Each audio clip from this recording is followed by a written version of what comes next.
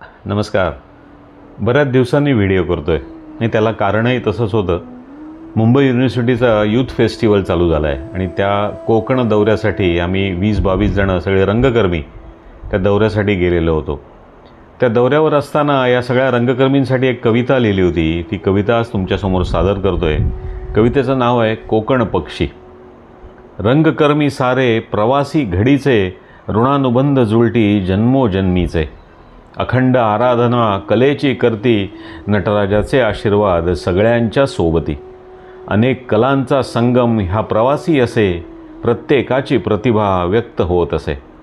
अवघा 8 दिवसांचा हा प्रवास, गुरुशिष्य होण्याचा एकच प्रयास. नाही वयाची घमेंड, नाही तरुणाईची मस्ती, उतण्या मातण्याची नाही इथे धास्ती.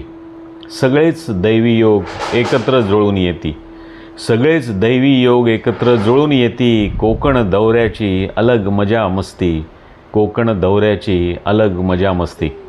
कशी वाटली तुम्हाला कविता? नक्की लिहा, कमेंट करा, लाईक करा आणि चॅनेल सबस्क्राईब करा. धन्यवाद.